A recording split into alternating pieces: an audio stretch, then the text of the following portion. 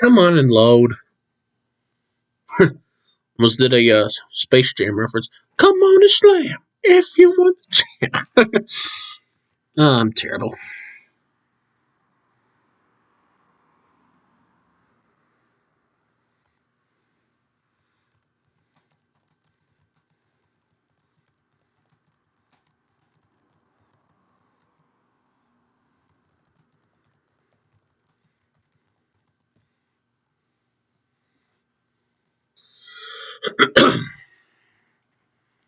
Alright, so just gotta wait for people to join. Wow, color on that is not transitioning well. Real quick.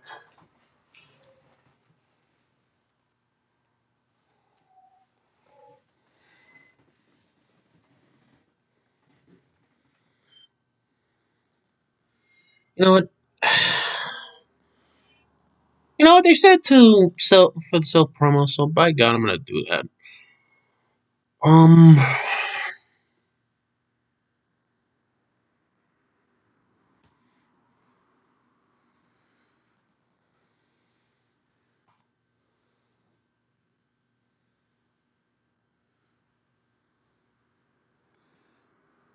And Boonchoy, my man, how are you?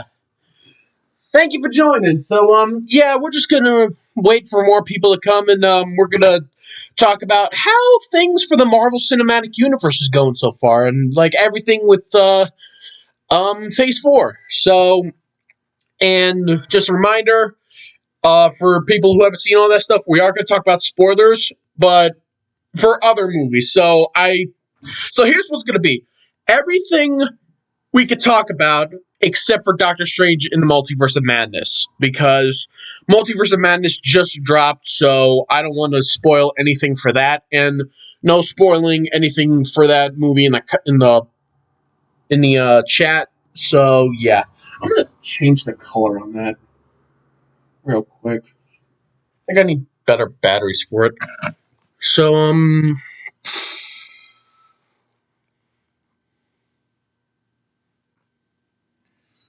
hopefully more people can join.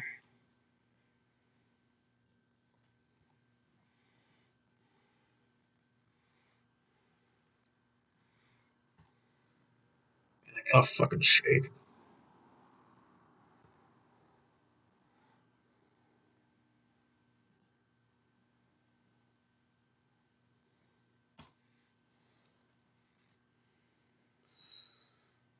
Hopefully more people will join, because I really want to. Because, a lot of people have been talking about, like, hey, the Marvel has been doing very well recently, so I just want to, like, give my thoughts on that and talk about it. Running Games, how are you, man? How you been? So, thank you for stopping by. Just gonna add a couple, I'm just gonna try to invite other people on here real quick.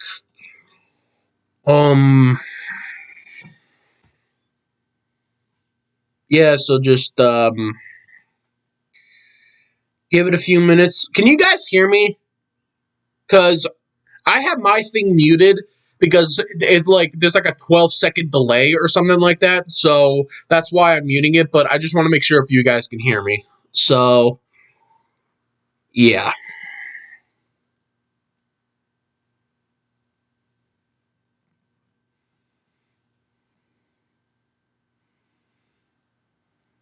Self promotion. There.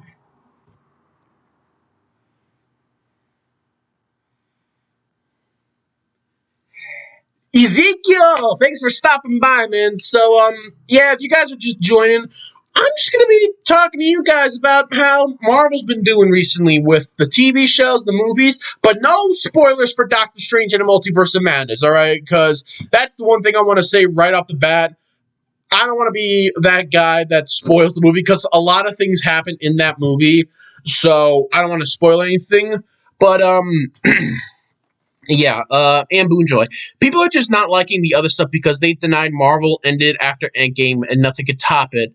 Bruh, there are other comics Marvel could take inspirations from. That's what I'm saying. Like, there's so many more things that Marvel could do, and outside of just like Avengers fighting against Thanos. There's like so much else that they could do. But before I continue, I got this new sign that I'm gonna hang up here. I don't have the things for it, but watch this. Right, cool, huh? So yeah, that's gonna go like right there, right here. Once I get something to hang it up there. So, but yeah. So, all right, let's get started. So, I think the best way to talk about this is to like do it in order. So, I think the best movie to talk about first is Far From Home because I consider Far From Home to be the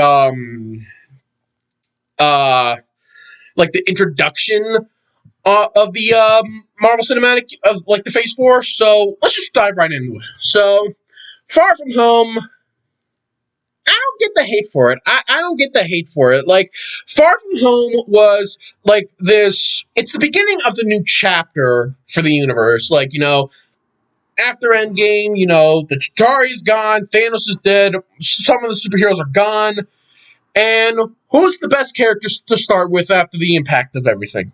Spider-Man. That's the best. That's the best character to use for like a what to happen next because he was like a son to Tony. He was a surrogate son, and I think the movie's just overall fantastic. Pardon me, because I just love Tom Holland, and I think I love this better more. I love Far From Home more than Homecoming, and I'll tell you why. Homecoming, it was trying to find their footing for like to put Spider-Man in the MCU. Like they had their like introduction with him in Civil War, and they were trying to figure out like a way to tell the story without trying to like go through everything over again. Like oh God, Uncle Ben got shot and all that type of stuff. So, and there were some moments in Homecoming that I really didn't like that much, and I still love the movie, but it just didn't really feel like a Spider-Man movie at its core. But with Far From Home, that was more of a direction to like being a real Spider-Man movie. Because I mean, as soon as the Chitauri's over, you got these elemental creatures, and you got this hero from another dimension that's just like wanting to put an end to it, and they got to recruit Spider-Man, and I think it's cool. So yeah, and I love Mysterio. Jake Gyllenhaal was like the perfect casting choice. I know before Spider-Man 4 with Tobey Maguire was canceled, they were originally going to have Bruce Campbell as the role of Mysterio. I would still love to see that if they do Spider-Man 4 somehow in the future, with like they're all older. But I think Jake Gyllenhaal did a fantastic job being the manipulator as the hero, and then like completely being like a hammy over the top supervillain. He's like if Nicolas Cage was a super villain. Just be like, Parker, don't make me take your face. Just like I would kill if Nicolas Cage would be a villain in the Marvel Cinematic Universe. That he should be Kang, like just be like this over the top crazy villain. Let's see. Ezekiel Mysterio was the best villain in Far From Home, in my opinion. Yes, yes, yes, yes. And Buchoy Mysterio, or I like to call him Home Depot Salty Iron Man, LOL. But I love Mysterio. Yeah. So yeah, that's the whole thing. What I really, really hate about the criticisms that Far From Home gets is that people that like just love to hate the movie is saying that Mysterio is like Syndrome from The Incredibles, with the whole I want to be the next big hero. I'm gonna like fuck your shit up so I could be the number one person. So As of right now, I'm gonna look up on my phone, when did Mysterio debut in the comics? Give me 1 second. Let's go to, okay, so Mysterio debuted in The Amazing Spider-Man issue number 13 in June of 1964. Now, let's see, when did The Incredibles come out? The Incredibles came out on October 24th, 2004. You see where I'm going with this? you see where I'm going with this, right? Because Syndrome is a knockoff of Mysterio, and I know if you people like The Incredibles, that's fine. I like the movie just fine, but don't be saying Mysterio is a knockoff of Syndrome when he was doing this shit 40 years before The Incredibles was even made. So that's like my only criticism. That's like my only, like, fuck you to all the other haters type of thing. So yeah, that's all I just gotta say for that. And the effects I really do love. The illusion scene in the middle of the movie where Mysterio's messing with Peter's mind, and it's just like, there's like it like zooms in on a spider, and then when it shows the eyes, it's like an army of Mysterio's just like marching, or like Peter inside of like a snow globe at the Avengers Tower, and it's just really Mysterio's head, and he like takes the bowl off. Like, that is like the best Spider-Man fight scene ever. Like, it's up there with the train scene from Spider-Man 2.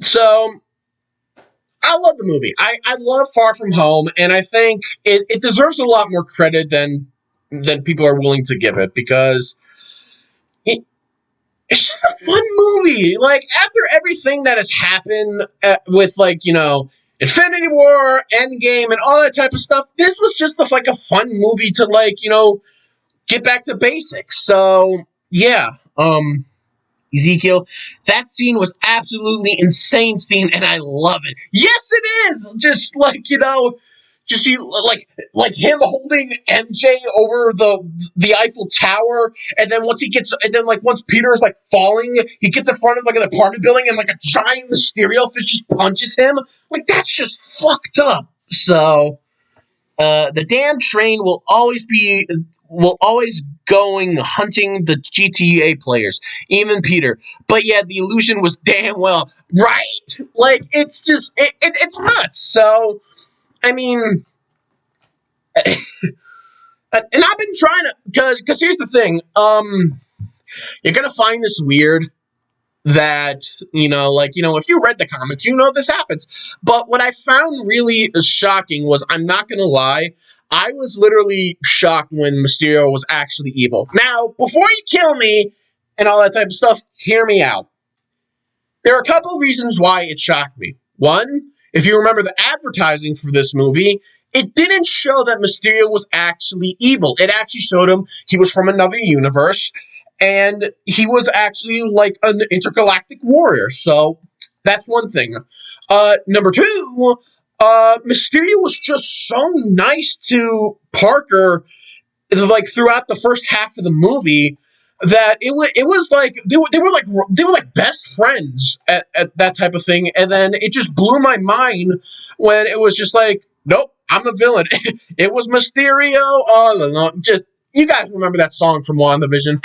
So but yeah, and that really blew my mind. And another major thing that it really shocked me was because the MCU takes creative liberties when adapting to stuff. Now, when I say that, I said this in my top 10 movies that I like yet everyone else hates. Ultron in the comics was a bigger threat than Thanos. Like, Thanos literally got arrested by the police. I'm not joking. That literally happened. And Ultron was like this, like, major, like, sentient, like, creature that pretty much, like, want to, like, destroy the entire universe. So yeah, when you take so when you make Thanos the big bad in the MCU, and you have other changes like that, you're not always sure where they're going to go with this because it's a different adaptation. So when I saw that it was like, it was Mysterio was an ex-Stark employee, and like, he got fired for being unstable, and then he like made allusions with like these drones and stuff. That was really shocking, but that didn't like make me dislike the character. That was just like, holy shit, that's like the best manipulator ever type of thing. Like, it was nuts. It was nuts. So yeah, that's Far From Home. That's all I'm gonna say for that for now. Oh, and J.K. Simmons returning as J. Jonah Jameson. That was just fucking brilliant. I want pictures of Spider-Man. I love it. I love it. So now we wait an entire year, well, 2 years actually, until we get another Marvel movie, which is Black Widow. And I'm just gonna say Black Widow's okay, but Black Widow it's not the worst. It's not the best. It's somewhere in like that middle tier because this was supposed to happen after Captain America Civil War, so and then like it's her like being on her own, and then she's got to deal with the Red Room and like all the other Black Widow assassins, and she's got to fight Taskmaster and stuff. I understand where people come from when they hate the movie because of how poorly represented Taskmaster was. I get that because let's see if I have it up here. I recently got the issue of the Avengers where Taskmaster first debuted. And it's actually really good. It's an actually good issue. From the comics, Taskmaster was this Taskmaster was a boy, not a girl. It was a boy who grew up, and it was something like he used to watch like this like cowboy TV show, right? And he would like mimic all of, like the moves that he would see on the show, like how to use a lasso and all that type of stuff. And apparently, if I remember correctly, I think he went nuts or something like that, and decided to use that power that he used to like mimic stuff from the show to mimic moves from the Avengers. And I find that like a really cool power. Like you could just by analyzing how your opponent works and fights and doing what they do but better. That's really interesting. And I hate how they botched his character. So, but I loved other things. I loved Red Guardian. I loved Black Widow. Yelena was just very funny. She's such a poser. And then, like, when she does the pose, she's just like, oh, it's disgusting. Oh. Like, she was amazing in fucking Hawkeye. So, but yeah. Wait, I think oh, shit. I jumped from movies when after Far From Home it was supposed to be WandaVision. I'll get to the shows in a minute. But yeah, Black Widow, in my opinion, it was an okay movie. It was dark at times, and like I said, I love the Red Guardian. I loved the other members of the family. I love the action, and I love how it was in Budapest, however you pronounce it. So, yeah, I give Black Widow a pass, in my opinion. Like, I don't hate the movie because, we finally got a Black Widow movie. We finally got a movie that we should have gotten, like, years ago. Years. And it was just good that we finally got it. So, but then, let's talk about the show, shall we? All right, WandaVision. What the fuck were they smoking?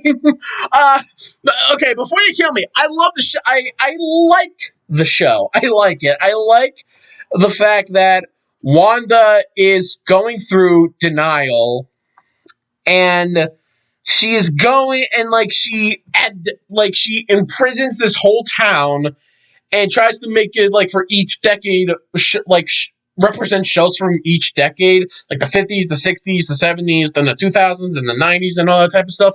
That's a really good idea. It's just the way they do it is just, what the fuck am I watching? Like, when my dad and I watched the first episode when it premiered, and then like after the episode ended, we were just looking at each other, just like, what were they smoking? Like what did they take? Because it was one of those things where it was like, it was trying to be experimental and that kind of thing, but it just didn't really fully know what to do with itself. So, yeah, all right, let's see. Ezekiel, no, and Boon Choi. Yeah, people started with the Spider-Verse theories on 2019 after the Far From Home trailer. Ezekiel, I agree with you, man. And Boon Choi, Black Widow was good, but they made Taskmaster dirty. That I have to agree. Yeah, I understand that Taskmaster isn't really the best in that movie, but you know, yeah. Give me 1 second.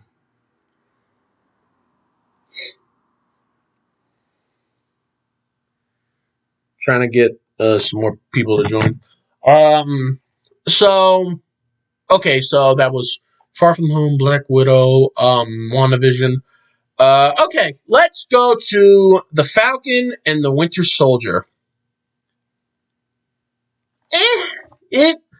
It really didn't leave that much of an impression on me. Like, I love the Falcon and the Winter Soldier.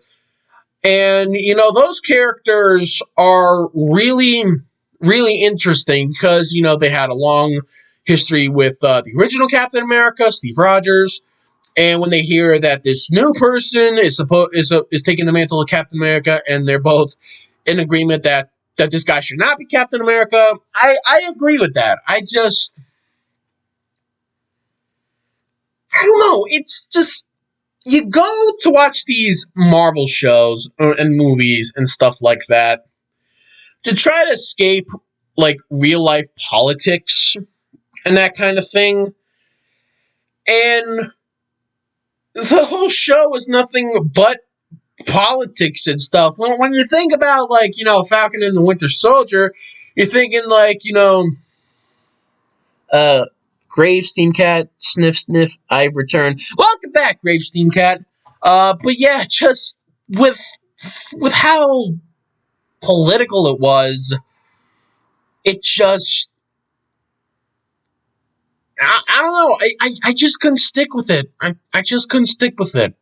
I wanted to stick with it, but it was just boring at times. Like, you know, I know what they're trying to do, like build up the Thunderbolts with like U.S. Agent at the end and that kind of thing, and they're trying to yeah, they're trying to like build that team up, and I don't know where that's gonna go from there, but yeah, okay, so that's pretty much all I gotta say about Falcon and the Winter Soldier. Now let's move on to the God of Mischief himself, Loki. Now, I like this show. I love Loki a lot because he's my favorite villain. He's one of my favorite MCU villains, like up there with Mysterio, Vulture, and Thanos. He's my favorite. And like when you give him a show, like it's supposed to be like the variants that got away in Avengers Endgame, and you know, you're just trying to think, like, you know, well, what can you do? I mean, this is the one from 2012. He doesn't have the same character arc as the other one. And they cleverly like try to like bring him up to speed, like what happened like with his past self and how he wanted to try to like make things right, because he realized that his journey for trying to like get the Tesseract and everything was all for nothing. And I really love how at the TVA they see the Infinity Stones and like they use them as like paperweights. So that was hilarious. I was just like, so characters died in Endgame for something that could just be used as fucking paperweights? Like, I was beautifully, wonderfully angry at that, but I chuckled. So, Let's see. Grace Theme Cat. I've been falling for 30 minutes. Loki. Yes, that is still the funniest line. So yeah, I'm trying to think of what else to say. I like the one. A lot of people were wondering, like, who's going to be the main villain in this series and all that type of stuff. And then once Loki and Sylvie get to like the place where like no time passes, I think it was. I haven't seen the show in a while, and then we just see this guy, and he's just like, hello, can I come pull a chair? It's just like, okay, where are we going with this? And then when he says, like, I've been many things, an evildoer, a conqueror. And when he said conqueror, I was like, oh my god, it's Kang! They're gonna bring Kang the Conqueror in! And then I lost my shit because, I see Kang in the comics and in some of the cartoons. So, yeah. and Butchoy. Yes, very sad. Anyway, yes, that's pretty much like the meme where it's like the guy's just like, oh no. Anyway, like that was like a perfect representation of that, and I love the variants of Loki. Like I loved like the boastful Loki, the kid Loki, the classic Loki, that one that had like the costume from the comics, and alligator Loki. That was amazing, and Owen Wilson in this. I'm not gonna lie. I really liked him in this movie because I don't watch a lot of Owen Wilson stuff, like movies and stuff. And the only thing I've seen him in was in Cars, but I haven't seen that in like a long time. And I only know him for when he goes, wow, just like, so people love to make memes out of that guy. And when I heard that he was going to be like a main character in the show, my parents were just like, "Oh fucking Christ, not Owen Wilson," because they don't like Owen Wilson that much. Because my dad especially finds him annoying with like his voice and all that type of stuff. And then when we finished watching the first season, he looks at me and says, and I was in complete shock when he said this. He was not that bad in this. And he nonchalant, he was just like, I could watch this again. He wasn't that bad. Because yeah, I don't know, just like something about these writers, like how they just talk, like how they these writers, how they make the characters act and talk, and like some of the dialogue, it comes off really funny. Like I can't remember one thing where it was like super painful to watch in the in Loki. I mean, and I love the Easter eggs. Like in the Land of Forgotten, there was like Yellow Jacket's helmet. There was also the Thor frog in the little jar above in the ground, and you also saw Thanos' helicopter from the comics. Like that was all brilliant, like cameos and references. That episode also gave us glorious power, just like like classic Loki sacrificing himself. It was just wonderful. So you got that, and I can't wait for season 2. I think season 2 is going to be really good, and I wonder what they're going to do for it, because, for Ant-Man and the Wasp Quantumania, they plan to make Kang the main villain in that, so I don't know what they're going to do for season 2. Like, is Kang also going to be the villain for that, or is just like, is it gonna be one of those things like, Kang is like the next Thanos, like, he appears in some of the other movies, and then like, when it's like the next big Avengers movie, they're just fighting him and all that type of stuff. Like, I don't know. I just don't know anymore. So yeah, that was Loki, and really good show. Then we get to my personal favorite of the Marvel shows, What If? By God, I love this show, because I'm mainly a sucker for anthologies. Like, what if this scenario happened, or what if this happened to this character, and all that type of stuff. My favorite characters, like where they give them new origins and stuff. I love Captain Carter. I think bringing that actress back to reprise the role as Peggy Carter was just brilliant. I love T'Challa Star-Lord in it because, god damn, I miss Chadwick Boseman so much. I know that might be biased, but Chadwick Boseman was my favorite actor. Like, I love Black Panther, and the fact that he's just no longer with us really makes me sad.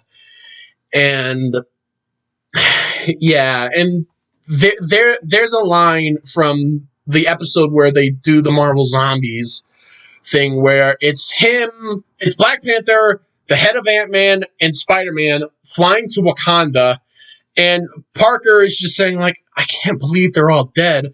And then Black Panther, as like Chadwick Boseman, like him saying this now after what happened to him, really, like, I'm trying not to cry right now because I'm gonna read some comments real quickly. What If is my favorite, and I'm with you there, man. Thank you, Ezekiel and Boonjoy. Yes, 100 ways of how to kill Iron Man, how to kill Tony, the series. That's pretty much what happens. But I mean, with like, there's a line that Chadwick Boseman says in the Marvel Zombies one where it's like, in my culture, death is just. I can't remember what word for word he said. Like, you know, we miss them, but if we remember all the good times we had, they're still with us. They will always be with us. And after what happened to him in late 2020, that. Anyways, let's go on to the other episodes. I really like the Doctor Strange episode where it becomes Evil Strange Supreme or whatever. And I love that, and like how his universe collapses on itself. That was just brilliant. The one that I absolutely hate with a burning passion is the one where it's what if Thor was an only child, and it was just you take Thor, like the best member of the Avengers, and you make them like this arrogant teenage god of thunder if he was immature. Like, really? You go with that? Like, I know it's supposed to be like, you know, lighthearted and be like, hey, we can have fun too, and all that type of stuff, but it felt like shitting on like a really important character, because Thor from day one has always been my favorite of like the original 6 Avengers, besides Iron Man and Hulk. But Thor is just like this most complex, like, character developing character. And with the trailer for Thor: Love and Thunder that just dropped a few weeks ago, it looks really good. Like, it looks like he's having like a midlife crisis type of thing. Like, you know, like Thanos is gone, half of his friends are all gone, and he's on his own with the Guardians of the Galaxy and all that type of stuff. So, I mean, like, you know, this character has gone through so much, and they made him like a frat boy in this episode to be like. I will say the one where the Guardians of the Multiverse ones where they're about to go up against Infinite Ultron, he does have the best battle cry where he just goes, Viva Las Vegas! And just like, you know, he holds on that Vegas part, and then after he finishes, like, Ultron is just like, can't say I've heard that battle cry before. Like, that was like the best part. And like, that's the only thing I loved about that version of Thor. Like, because that was really funny. And, you know, going back to that episode, I think Thor getting his ass kicked by Captain Marvel was kind of pathetic. Because, you know, you could say, like, you know, oh, the actress who plays Captain Marvel is awful, and, you know, she's just like a toxic, like, hero and all that type of stuff. But You see where I'm going with this? Like, you know, you take a character that is fucking brilliant, and you get his ass, and then you make his ass get handed to him by like the one that people really hate the most. Like, hello, just yeah, God, that episode, like, it frustrates me. Like, I just want to just take this pencil, get the lead out, stab it in the eye. Just, oh God. Yeah, I think the just fuck that episode. But I love the other ones. I love What If Killmonger saved Tony Stark. I loved the What If Earth's Mightiest Heroes were killed and all that. But that was just like the one terrible episode in that show, and it was just it. Wait, can you repeat that? I couldn't hear well. Oh, I said that the Thor episode was like the worst, and I did like a joke where I was just like, you know, get the lead out of my pencil, stab it in the eye, and all that type of stuff. But just that's what happens to me, Boon Show. That's what happens when I talk about that episode, because it brings the anger out in me, and it's just awful. It's awful, awful. But yeah, so okay, after What If, I believe I talked about that for long enough. Let's talk about Shang-Chi and the Legend of the Ten Rings. This is a really good Marvel movie. Like, Shang-Chi is I didn't even know that character existed. Like, you know, I was looking through the Marvel. I have like this big Marvel encyclopedia book where it talks about all the Marvel heroes that have been in the comics, and I don't think I've come across the Shang-Chi yet. And when I first went into this movie, I was thinking, like, you know, oh God, is this gonna be like another Captain Marvel situation where he's like, is it gonna be bad? Boy, was I wrong! Like, this movie is like really good, and I have to admit, I was really surprised with how they did the Mandarin in this one. Like, I love the callback that they brought back the actor Ben Kingsley from Iron Man 3 that portrayed the Mandarin. They brought him back for this. And I like that because, you know, it's tying in the other movies without like shoving it down your throat. Just be like, hey, here's a reference to Iron Man, shove it down your throat type of thing. So thank God it didn't do anything like that. Because, you know, if it did something like that, I'd probably like get up and walk out the theater. So, but yeah, I love the action scenes in that movie. I think for the most part, there really wasn't anything that made me like angry at it. So yeah, I mean, I want to see more of Shang-Chi. I want to see what they're going to do with this character because, you know, Shang-Chi is like, you know, the guy who played him is just like a really nice guy. And I want to see more of it. I want to see more of Shang-Chi. And can we talk about that Abomination versus Wong fight scene? Oh my God, that is just amazing. And I was just like, yes, they didn't kill him in The Incredible Hulk, thank God. So, and apparently Abomination's going to be in the She-Hulk's show, so can't wait for that. And yeah, so I'm trying to think of what else to say about Shang-Chi. The scenery's gorgeous. I love the forest. I love some of like, you know, the fight choreography and all that type of stuff. And, you know, when some of the CG isn't that good, but like stuff like the rings and the white and red dragon and all that type of stuff, I thought it was really good. I thought they nailed it. So I can't wait to see more of this character. Like, I hope this isn't just like a one-time thing and all that type of stuff. I want more of him. Like, he is so good. And yeah, I'm gonna read some comments real quickly. Ezekiel Mitchell 4.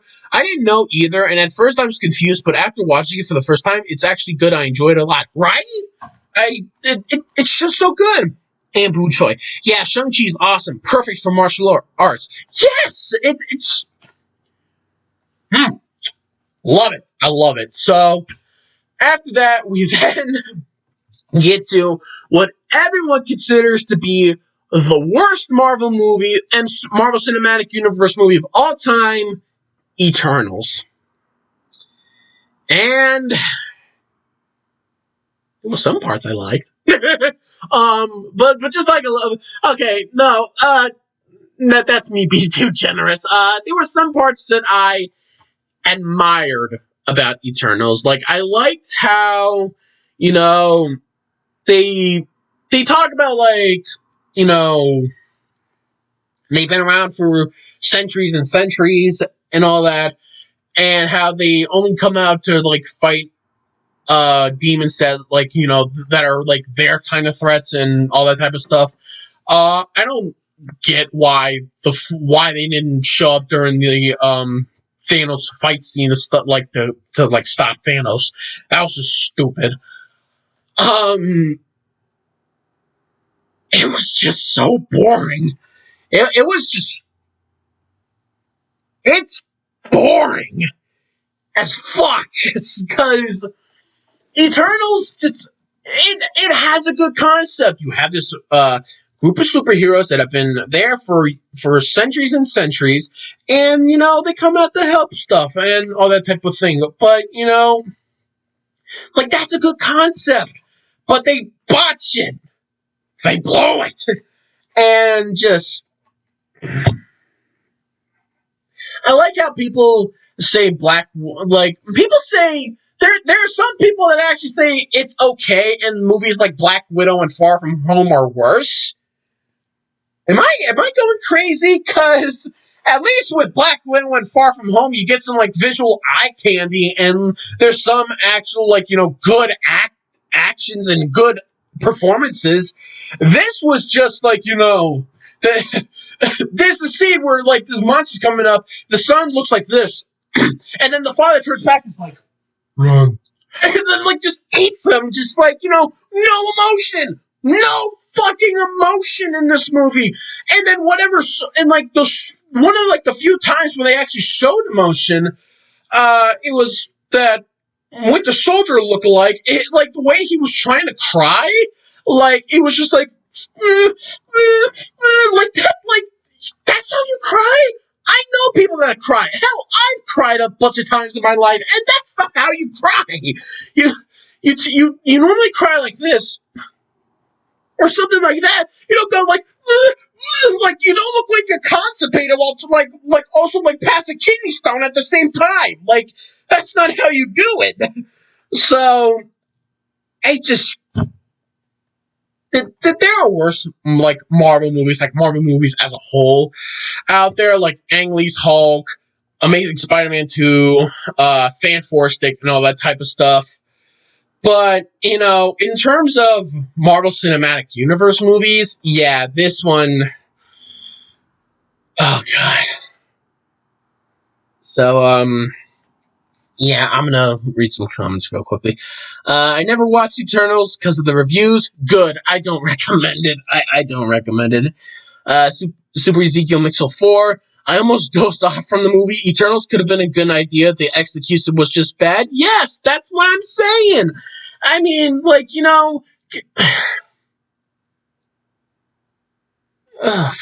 fucking hell. Okay, so... that dumpster fire is done with. Now let's move on to Hawkeye.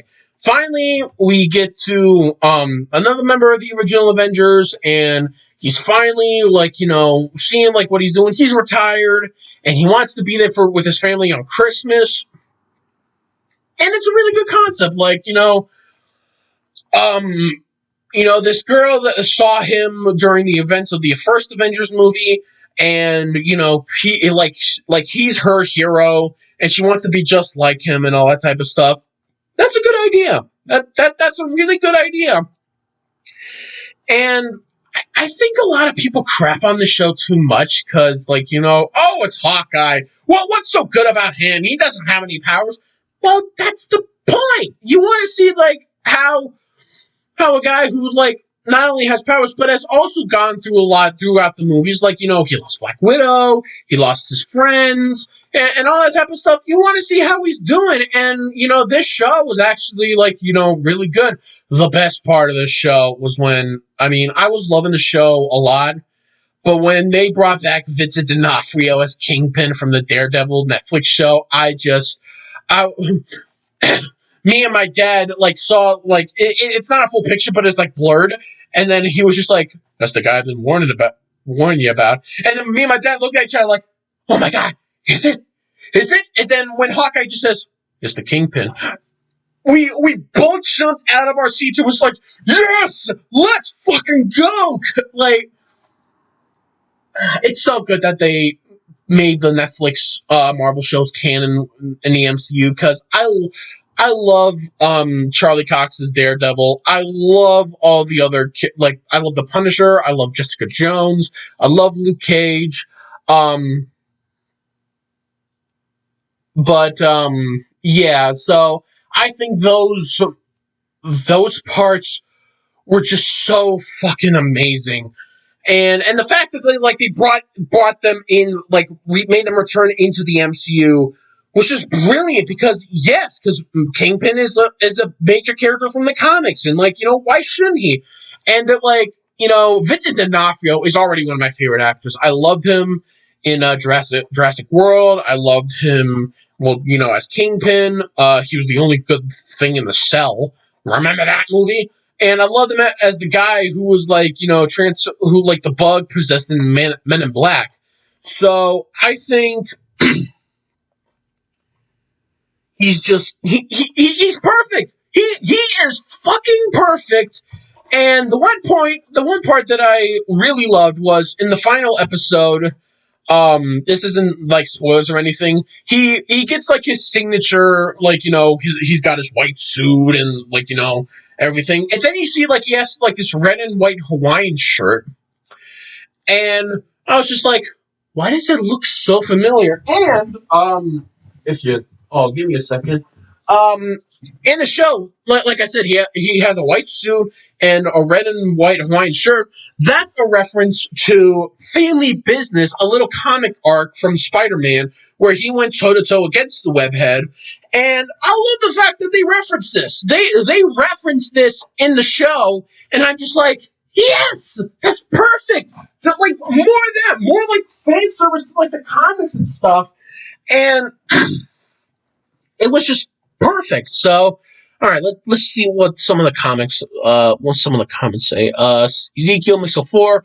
I've only seen parts of Hawkeye, but I started liking it. I'm going to watch the whole series soon. That's good.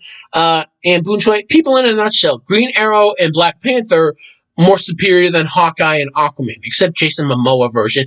Yeah, Jason Momoa's Aquaman is just brilliant. So, yeah.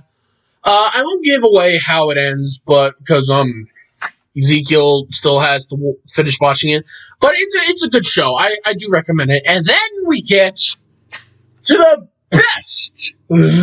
best Spider-Man movie ever created, ever forged, ever will get. Better than Into the Spider-Verse, better than Far From Home, better than every other Spider-Man movie there is. Spider-Man No Way Fucking Home, baby. My throat's already dry, so if I yell, it's gonna hurt. But No Way Home, man. That wasn't just a movie. That was an experience. Seeing that in theaters, man. Just, oh my god.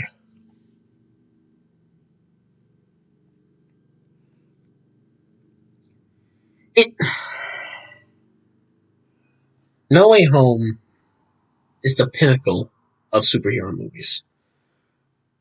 No Way Home is I could write a 500 chapter, a 500 page book of all of the reasons why No Way Home is the best Marvel movie ever created. Just Peter having to deal with the consequences of his identity being revealed. Perfect. The fact that his friends are suffering for it and he asks Doctor Strange to help him. Brilliant. A spell that casts that makes the multiverse shamble and like crumble. Fantastic. And then best characters for previous movies with the same actors returning. Yes! Like, that effect. It's a fucking masterpiece. You bet your damn ass it's a fucking masterpiece. No Way Home is like, it's a lifetime, like a once in a lifetime experience at the theaters. Like, you know, you get a cameo from Daredevil in the movie. Like, Kingpin's already made his cameo in like his appearance in Hawkeye. Why not get Daredevil in this? Brilliant. Little Easter eggs from left and right. Fantastic. And Alfred Molina, Thomas Hayden Church, Willem Dafoe, Jamie Foxx, Reese Ifans, all the villains coming back. Well, all the good ones. I don't think anyone wanted the other ones. No, I shouldn't say that. James Franco was good. But anyway, they come back. And it made me feel like a little kid again. It felt like I shrunk into like a 7-year-old again in the movie theater, seeing all these heroes again, like all these villains and heroes again on the big screen. And I'm just like, I missed you guys. Like, I cried when I was in that theater, man. I fucking cried. And just... There was a review that just came out today from the Nostalgia Critic where he reviewed No Way Home, and he talks about, like, you know, the best parts of the movie and just, like, you know, how the movie works on like a regular moviegoer level, a major fan level, and just in an experience level.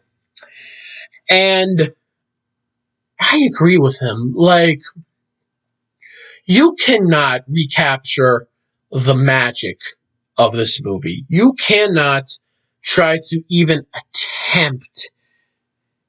You ain't gonna try to attempt to try to do better than No Way Home. Like, Into the Spider-Verse is good. It's like the best animated Spider-Man movie.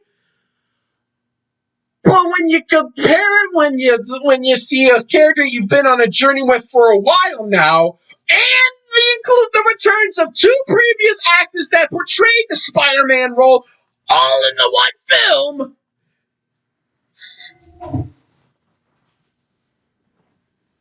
Holy shit. This movie is just so brilliant. This movie should be reserved in the National Film Library or whatever the fuck that thing is called. And just, the movie is just fucking amazing.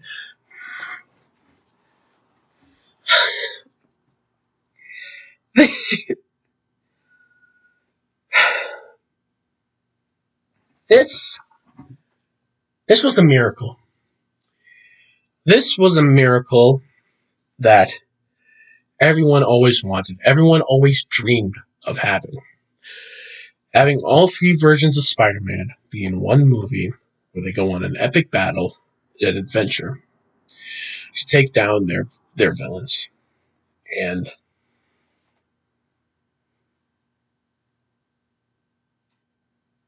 it makes me sad that Stan Lee couldn't see this masterpiece. This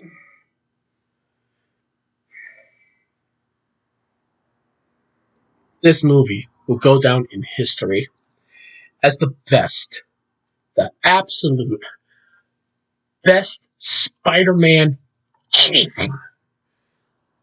This will be better than the shows, the movies, the comics. It will be known as the crowning achievement that makes Spider-Man Spider-Man. Just seeing these characters that you've grown up with for the longest time, like, you were little kids when you saw those Raimi films. You were in your young teen years when those Mark Webb films came out. And now you're probably a young adult, and you're seeing all them together. It's literally grabbing your childhood, raising you up in the air. It's like the fucking Lion King. It is being blessed. You are being blessed by greatness. And just, I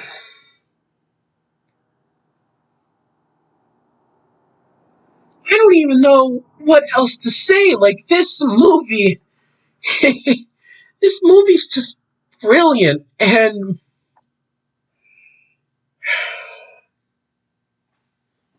all right, let's see some of the comments, because I've been going on a lot. So, and Boom Choice, same bro. Our kids ain't gonna know what we've been going through.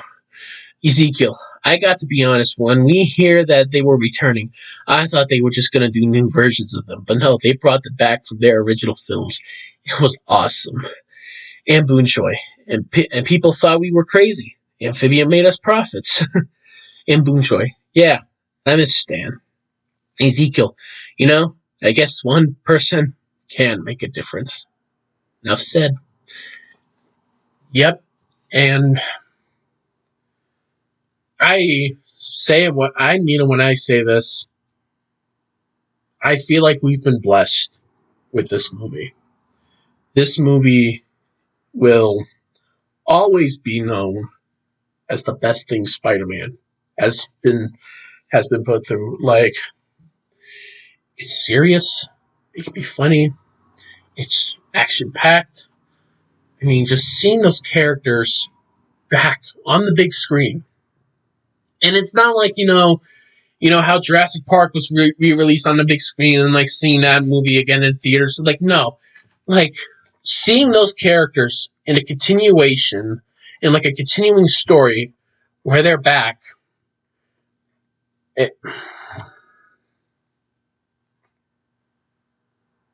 This movie will live on, man. It really will live on. All right, so, and just, there's so many Easter eggs in this movie, man. Like, I can't believe it. So, all right. So that's No Way Home. Two more. Oh, holy shit! It's 57 minutes already. I've been going on I've been talking about No Way Home for a while now. Two more things. I'm just going to talk about Moon Knight for a bit, and I might dabble in Doctor Strange too, but I won't give away any spoilers, so don't worry about that. I'm just going to say like what's already the what people have already said, like with like from the trailers. So, and no spoiling anything in the chat, okay? Don't spoil Doctor Strange 2 if you have not seen it, because other people want to see the movie, so and they want to be surprised. So, all right, let's talk about Moon Knight. It's good. It's really good. I like Oscar Isaac as both the lovable doofus Stephen Grant and the badass Mark Spector. I think that was really good. Like how it takes those two, takes the character having a split personality and using it like as kind of like a superpower. That's just amazing. Like, all right, hang on. My only gripe was the fact that Venom barely showed up. That was such a missed opportunity right there. I know. Okay, all right. I'm gonna go back to talk about No Way Home for just a few more minutes. Just bear with me. But fucking hell, man. I mean, I was pissed at that post-credit scene. Like, I know this movie is wonderful, but I mean, when you goddamn tease in Venom Let There Be Carnage, saying, like, we're in another universe where there's Spider-Man, and Venom just goes, that guy, you fucking cock tease. You give us a post-credit scene with it going. Alright, so, repeat it again. I'm an idiot. Yes, there was a billionaire that flew around in a tin suit, and there's an angry green man. Hulk. And then you have Venom being like, yeah, you thought Lethal Protector was a shit name. And then Tom Hardy's just like, yeah, because it is. Just like, oh, like that fucking pissed me off. That pissed me off. I mean, how cool would it have been if you saw Tom Hardy and Venom just fucking be there with like Andrew Garfield, Tobey Maguire, and Tom Holland? Just fuck. Oh God, that pissed me off. That pissed me off. But nonetheless, I still love No Way Home. I just wish they did better with Venom. But that's about it. And give me 1 second. Now back to Moon Knight. Back to Moon Knight. I've been going on and on about No Way Home. So Moon Knight, I think, was really, really entertaining. I think it was really entertaining that, it's this new character in the Marvel Cinematic Universe. About it, people say like he's like the Batman of this universe, and he's different from Batman. I think he did a really good job. I think he did really good. And so what makes the show good is the characters, the setting, and just the overall adventure. Because, it's about you dive deeper into Stephen Grant and Mark Spector's past, and you try to see, like, what have they been like, what really happened to them, and then when they learn to, like, work with each other, that was really good. I really liked that. And then everyone was pissed that the third personality, Jake Lockley, only appeared as like a post-credit scene. I don't know that much about him from the comics, but I'll take your word for it. So, and let's get to, Doctor Strange and the Multiverse of Madness. No spoilers, don't worry, no spoilers. And, fantastic. It was really, really good. Sam Raimi is a goddamn psychotic in the best way possible.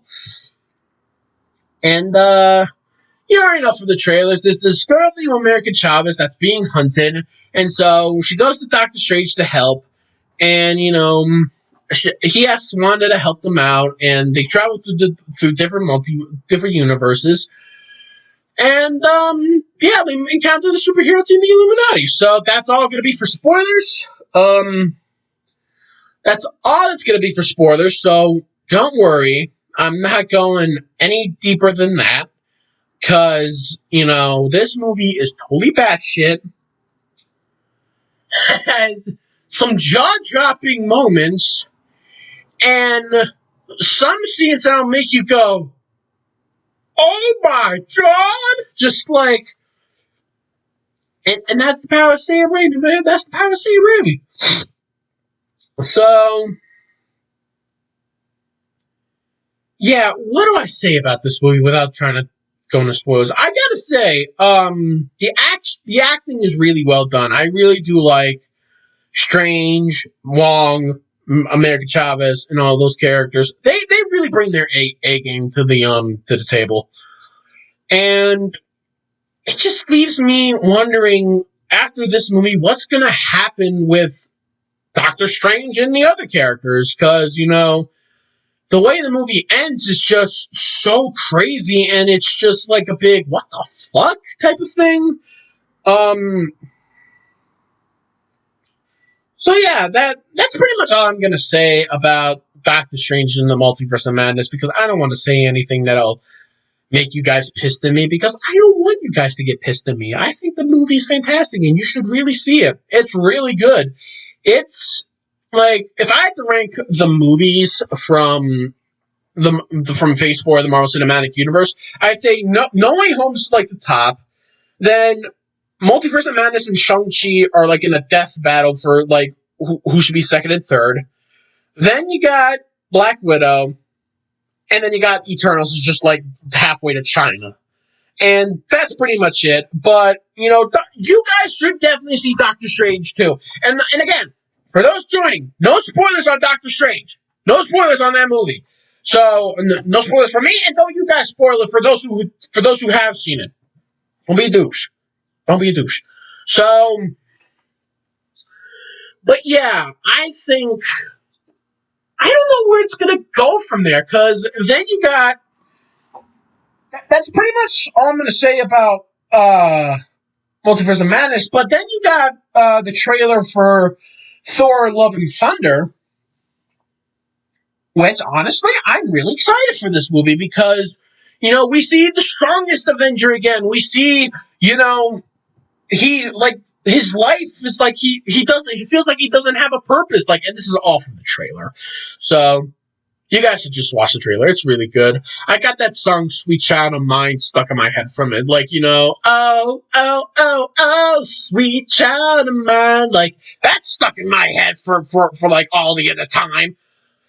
And just, it's pretty much like how the director described it. It's Thor going through a midlife crisis, and he's going to try to find a way try to figure out what to do for himself. So he's now... he says, the superhero days are over. He meets Jane Foster again as like the new Thor. Apparently, I don't know how that's gonna play out, but we'll wait and see. I'm not judging because it was just nice having Natalie Portman back because I think her last time with Thor in a live action movie was on Thor: The Dark World. That was back in 2013, I believe. So, yeah, I don't know how that's going to play out, but I have high hopes for this movie. I think this movie's going to be really good, and I think that I just can't wait to see what Chris Hemsworth does. Like, that man could do no wrong, in my opinion. I think that man's just brilliant. Oh, God, yeah, so, for those who said that you don't know what's going to happen with the Marvel universe, and for those people that said that the MCU was dead after Endgame, those people are idiots, because the rest of Phase 4, I realize, is after Thor: Love and Thunder. We got Black Panther 2 coming out. We have Guardians 3. We have Ant-Man 3. We have Blade. We have and we have the Fantastic Four movie coming out. So I can't wait to see what happens in those movies, because it's going to be awesome. I want to see the aftermath for these characters. And I'm really excited for Black Panther 2 because I want to see how they deal with the loss of Chadwick Boseman. I feel like they're going to give him a royal funeral, and I believe the movie is going to open up with, after the MCU Marvel Studios logo, it's going to say "Thank you, Chadwick Boseman," and just I can't wait. So yeah, guys, that's the holy shit. I've been going on for an hour and 8 minutes. So yeah, thank you guys very much for putting up with my babbling and geeking out about the Marvel Universe. This is just the stream that I've been wanting to do for a while. So, yeah, I'll see you guys next time. Take care.